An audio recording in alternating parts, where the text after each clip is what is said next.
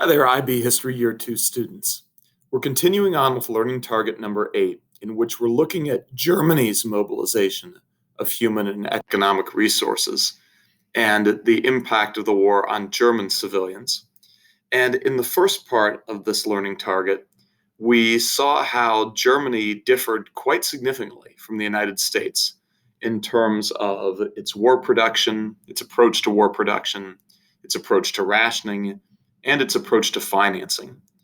And in particular, the main differences seem to be tied in with Adolf Hitler's determination to minimize the impact of the war on Germany's civilian population. He was looking back on how World War I wound down and how at the end of World War I, German society had become fractured and frayed. And he wanted to avoid that happening in World War II. And so he didn't convert German manufacturing exclusively over to wartime production until absolutely necessary, starting in late 1942. He didn't implement a strict rationing program again until late 1942. And he didn't raise individual income taxes the way that the United States did either. Now, in the mobilization of human resources, same thing. Nazi Germany diverted significantly from the United States in terms of the mobilization of its adult male population for combat. Now, don't get me wrong, there was universal conscription in Germany. That is to say, all adult males were subject to the draft. However, many hundreds of thousands, perhaps millions, of adult males who were conscripted then received combat deferments. So they were conscripted, but not for combat service. They received combat deferments to allow them to work in manufacturing or in civil administration. So, for example, a lot of adult males who would have necessarily been drafted for service in combat had, prior to being drafted, been factory managers or assistant managers, things like that. And they were needed to continue to perform their function in their factories. And so they were granted combat deferments. Similarly, many of these adult males who should have been put into combat had roles in government, and they were needed to continue to fulfill those roles in government. And so they received a combat deferment. So it's unknown exactly how many thousands, if hundreds of thousands, of adult males should have been available for combat duty who weren't because of these deferments. But the number is significant. And of course, here was the thing too. The system of concentration camps then that were constructed to carry out Hitler's Holocaust also required a huge allocation of soldiers to administer it, to serve as camp administrators and camp guards, things like that. And even in transportation duty, the Holocaust gobbled up huge amounts of German resources. And perhaps most significantly, it gobbled up huge amounts of German males who, again, should have been available for combat, but who weren't, because instead they were on duty administering or guarding concentration camps. And so this was a problem for Germany. Germany did not have the full allocation of adult males that it should have had to fight the Allies because of this system of deferments and because of Hitler's determination to carry forward with the Holocaust at full scale. And yet, you think to yourself, well, in the United States, a lot of these factory duties and a lot of these civil administration duties were filled by women. But Hitler remembered how a lot of the social unrest in Germany in 1918 originated with women who were unable to feed their families. And so he was quite reluctant to encourage women to seek employment in manufacturing the way that the United States had done. Remember that the United States had a aggressive propaganda effort, Rosie the Riveter, designed to encourage women to take positions in manufacturing to replace men. And in fact, as it turns out, the U.S. perhaps didn't even have to do that because women were enthusiastic to take on those positions. But Adolf Hitler was very reluctant to do this. It would have freed up, in the United States with 18 million in the labor force and 10 million men conscripted for combat service.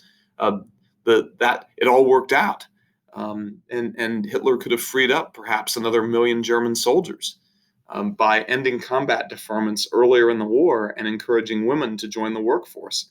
But he simply was unprepared to do that.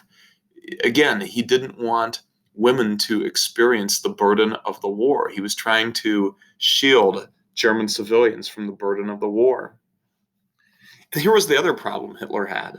Nazi propaganda going back 10 years, by the time that the war was really underway, had idealized the domestic role of women as mother and wife and housekeeper, and had severely critiqued the role of women in the workforce as unfeminine, and that it was a sort of a perversion of for women to be in the workforce, particularly in manufacturing, was this sort of perversion of nature. And they associated that with communism. They associated with that with the Soviet Union. And so even when it was finally decided again in late 1942 that they had to end combat deferments and pull these soldiers who had been assigned to the factories out onto the battle lines, and then when they tried to get women to join the workforce, that was very difficult because they had been sort of attempting to brainwash women into the idea that they didn't belong in the workforce and that it was unfeminine and unmotherly and all of this, and communist for women to join the workforce.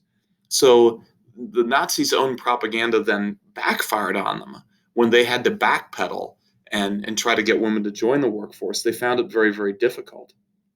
And to make things even more difficult, again, to avoid social unrest, the German government during the war made generous support payments to the dependents of conscripted men. So, in other words, if you were the wife of a man who was drafted into the army, you received a monthly check from the German government. You received a monthly check, a support payment from the government. Well, of course, that served as a real disincentive for women to join the labor force because they didn't need to.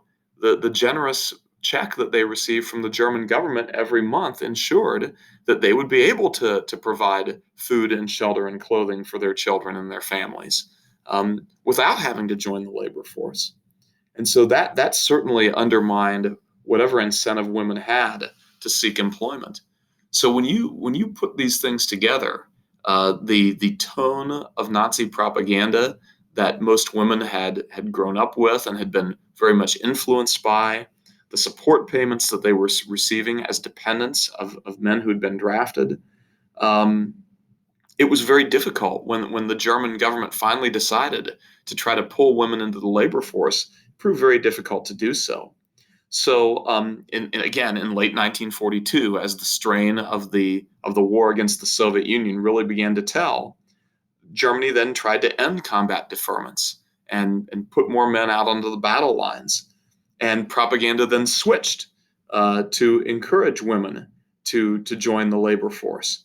But only 1 million women volunteered to do so. The German government had proposed that 3 million women would be needed to replace the men who had lost their deferments and put out into combat. The German government estimated they needed 3 million women, and only 1 million women actually showed up. So the whole thing really, really backfired on the German government.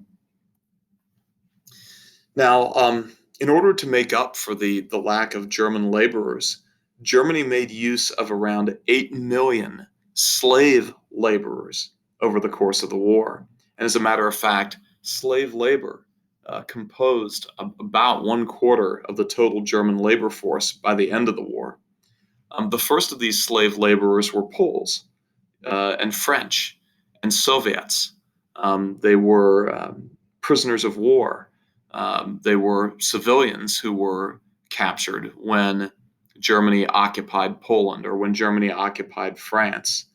Um, and and they were pressed into service. Everywhere where the Germans conquered, they pressed civilians into service. They were put to work in factories, as you see on the left. They were put to work on farms to feed the German nation and to feed the German army, as you see on the right. And even the Italians discovered that they could be pressed into service.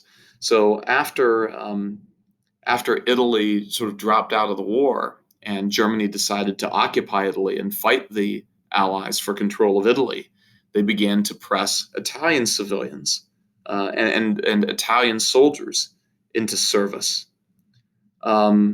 So you get the idea. There were labor camps attached really to every major city and town in Germany, and slave laborers were brought in from every part of the Third Reich to serve in these labor camps, whether they be manufacturing based or mining based or forestry based or agriculture based. And slave laborers, of course, were subject to very minimal, sparse living quarters, inadequate diets, really no provisions for health care. Um, those who became sick or could not work because of malnutrition were then executed as useless mouths, as Hitler called them. Um, when the final solution was implemented and the extermination camps were constructed, an extermination camp was built. The extermination camps in Poland were always built in partnership with a labor camp. So there was a labor camp and then there was an extermination camp. And when prisoners were brought in by train, they were immediately examined by a German army doctor who would pronounce them either fit to work or not fit to work. Those who were fit to work would be sent into the labor camp. Those who were proclaimed not fit to work would be sent directly into the extermination camp. So the Nazis made up for their lack of German civilian laborers with over 8 million slave laborers employed over the course of the war. Now, of course, the capacity for Germany to mobilize its human and economic resources was very severely damaged, undermined by the Allied strategic bombing campaign that began in 1943. So the late 1942 or early 1943 was really the moment when the Germans began losing the war. Keep in mind that late 1942 is when the Battle of Stalingrad came to a conclusion. It's when the United States really actively joined the war against the Germans. It's when the Allied bombing campaign began, early 1943 at least. And that is the point at which the war turned sharply against the Germans. Now, yes, the war will drag on for another year and a half at that point, but the war had turned sharply against the Germans. And Germany struggled then to mobilize resources because the whole point of the Allied strategic bombing raids was to cripple their ability to do that. That's what strategic bombing is all about. But also, the Allies were not afraid to engage in terror bombing. So, although the Allies certainly focused a lot of their bombing raids on strategic targets like the oil fields and the oil refineries in Romania to knock out Germany's capacity um, to supply and fuel their armies, the Allies were also not afraid to take it to the German cities and to give to Germany what Germany had given to Britain during the Blitz. And as a matter of fact, Allied bombing killed 800,000 civilians in Germany over the course of the war. And cities like Berlin and Dresden and Hamburg were absolutely flattened by Allied bombing. War production was severely affected. Although after the war, Albert Speer, remember the Minister of Armaments and War Production, who, as I mentioned before, was sort of every historian's favorite Nazi because of the detailed information that he then divulged after the war. Speer said that manufacturing was less affected by Allied bombing than the Allies believed. That the German factories actually were able to continue to be fairly productive in the face of Allied bombing. And as a matter of fact, the statistics on German production seem to bear that out. So if you remember in the previous lesson when I showed you the graphs showing German production of tanks and planes, that production continued to grow even through 1943 and 1944. But what Speer said was the real effect, the devastating effect of Allied bombing was felt in oil refineries and fuel storage and pipelines and distribution. That, he said, was the real crippling impact of Allied strategic bombing. They could produce tanks and planes. The factories were able to continue producing tanks and planes, but they couldn't fuel them because of the Allied efforts to destroy the oil refineries and the fuel storage and the pipelines and distribution systems. And then he said the other impact was that a lot of manpower had to be diverted to repairing and rebuilding factories and residential areas, and that was a pretty significant impact as well. Not so much a direct impact on production, but an impact on fuel production, storage, and distribution, and an impact on manpower. One more thing to say about the impact on German civilians and the mobilization of human resources in wartime Germany. As the war wound down and as Soviet armies approached Berlin from the east, the Allied armies having collapsed German resistance in the west, Germany finally began the process of mobilizing its civilian population for the final defense of the homeland against the Allied invasion, and in particular for the final defense of Berlin. The Germans recruited, drafted civilians into a sort of people's militia called the Volkssturm, storm of the people.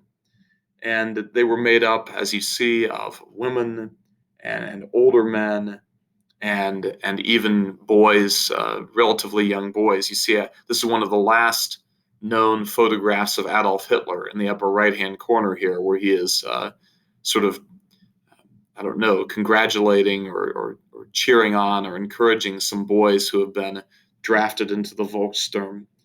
And for German civilians, the prospect of fighting the Allies themselves was not simply theoretical. It turned into reality when Soviet forces surrounded and attacked Berlin. The last defense of Berlin was made by these people. The last defense of Berlin was made by, you see these men in civilian clothes carrying grenade launchers and 50 caliber machine guns, and you see this woman training with a grenade launcher, and you see these young boys. These were the people who led the final defense of Berlin against the Soviet onslaught. And again, it's not certain exactly what the numbers were, but it is believed that in the battles in and around Berlin, some 600,000 additional German civilians died fighting the Soviets. The Soviets, for their part, were unmerciful. The Soviet commanders were told, or the Soviet commanders told their soldiers, if it's German, it's a Nazi, and if it's a Nazi, kill it. Basically, there was no attempt by the Soviets to say, well, these are these are civilians. They've been forced into service by their government. Um, let's try to um, let's try to get a surrender out of them, or let's try to take them prisoner. The order to the Soviet soldiers was no prisoners, keeping in mind that by now the Soviets had overrun all of the prisoner of war camps and concentration camps and extermination camps, and they saw how the Germans had treated Soviet civilians and Soviet prisoners of war. And so the Soviets saw no reason to treat the Germans any differently than the Germans had treated them. In my opinion, this is perhaps part of the reason why the United States and Britain so comfortably consented to letting the Soviets take Berlin. Um, American and British troops probably could have made it to Berlin faster had they not stopped at the Elbe River. But the stopping of the Western Allies' advance at the Elbe River, 60 miles west of Berlin, was negotiated between the the British and French and the Soviets. The Soviets wanted Berlin. They felt that they had done the bulk of the fighting of the war, which in reality they had. 70% of all German army casualties were sustained on the Eastern Front fighting the Soviets. And so the Americans and British consented to having the Soviets capture Berlin. But I sometimes wonder if part of the decision to do that was also a realization that Stalin's mentality would allow him to give the order to kill German civilians by the hundreds of thousands, whereas perhaps the mentality of the United States and Britain would not allow us to do that, and that we would leave our soldiers in an extremely difficult position. Whereas the Soviets were not left in a difficult position. They were told, if it's German, kill it. And in fact, an additional 600,000 or so German Volkssturmer civilians died in the defense of Berlin. So 800,000 German civilians killed by Allied strategic bombing, 600,000 more Volkssturmers killed in the final defense of Berlin. So you can see that German civilian population was very dramatically and catastrophically affected by the Second World War, and in particular by the way that the German government managed the war effort, managed the mobilization of resources. It's ironic to note that Adolf Hitler was so determined to prevent the German civilian population from feeling the burdens of war because he feared a repeat of World War I. But in the end, almost all the decisions that he made that were designed to prevent the civilian population from feeling those burdens ended up with the German population actually suffering much, much more than they did even in the First World War. All right, so that concludes our two lessons on Germany's efforts to mobilize human and economic resources and on the impact of the war on German civilians. And our next lesson will focus on Japan. So until then, take care of yourselves, try to stay healthy, try to stay safe. I look forward to teaching you again soon. Take care, IB History Year 2 students.